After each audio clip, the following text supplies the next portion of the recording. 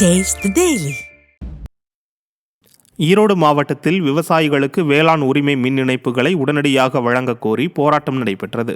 தட்கல் திட்டம் மற்றும் அனைத்து வகையான வேளாண் மின் இணைப்பு திட்டங்களிலும் கடந்த 3 ஆண்டுகளாக காக்க வைக்கப்பட்டுள்ள 30,000க்கும் மேற்பட்ட விவசாயிகளுக்கு மின் இணைப்புகளை வழங்க கோரி மின்வாரிய மண்டல தலைமை பொறியாளர் அலுவலகத்தில் மனு அளிக்கும் போராட்டம் நடைபெற்றது.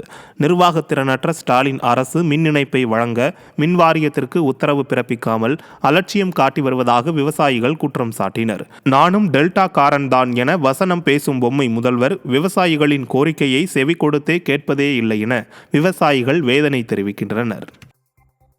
தமிழ்நாடு ஊரா கிட்டத்தட்ட 4 லட்சம் விவசாயிகளுக்கு மின் இணைப்பு கொடுக்க வேண்டியது இருக்குது.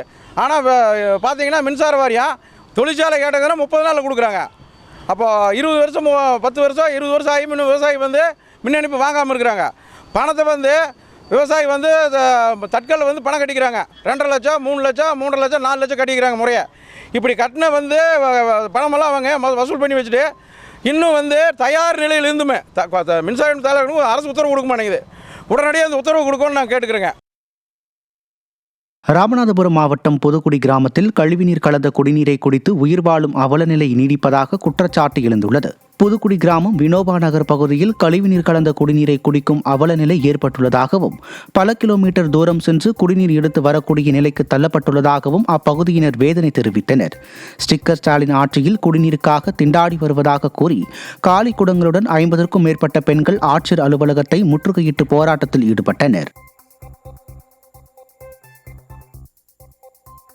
திண்டுக்கல் மாவட்டம் வேடசந்தூரில் மின்சாதன பொருட்கள் பழுது நீக்கும் நிலையத்தில் தீ பற்றி எரிந்ததால் பரபரப்பு ஏற்பட்டது. வேடசந்தூர் கரூர் சாலையில் செயல்பட்டு வந்த மின்சாதன பொருட்கள் பழுது நீக்கும் நிலையத்தில் மின்கசிவு காரணமாக திடீரென தீ பற்றி எரிய தொடங்கியது.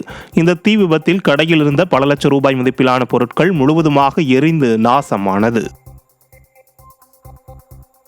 தூத்துக்குடி மாவட்டத்தில் கடந்த ஆண்டு மழை பாதிப்பின் போது உடைந்த குளத்தை சரி செய்து தரக்கோரி கிராம மக்கள் ஆட்சியர் அலுவலகத்தை முற்றுகையிட்டனர்.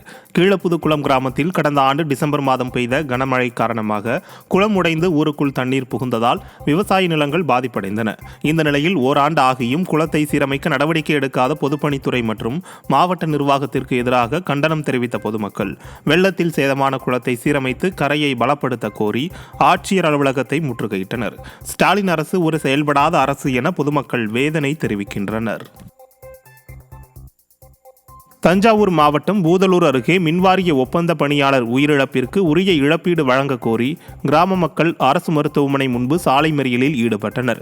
வில்வராயன்பட்டி கிராமத்தைச் சேர்ந்த பாஸ்கர் என்பவர் கல்லணை கால்வாய் ஆற்றில் அறுந்து கிடந்த மின்கம்பியை சரி செய்யும் போது நீரில் அடித்து செல்லப்பட்ட நிலையில் உடனிருந்த பணியாளர்கள் அவரை மீட்டு அரசு மருத்துவமனையில் அனுமதித்தனர். இந்த நிலையில் மருத்துவமனையில் போதிய மருத்துவர்கள் இல்லாததால் முறையான சிகிச்சை கிடைக்காமல் அவர் உயிரிழந்ததாக குற்றம் சாட்டப்படுகிறது. இதனால் பாஸ்கரின் 4 மாத கர்ப்பிணி மனைவியுடன் சேர்ந்து கிராம மக்கள் அரசு மருத்துவமனை முன்பு சாலை மறியலில் ஈடுபட்டனர். ஸ்டாலின் ஆட்சியில் சுகாதாரத்துறையின் நிர்வாக சீர்கேட்டால் பல உயிரிழப்புகளை சந்தித்து வருவதாக பொதுமக்கள் வேதனை தெரிவிக்கின்றனர்.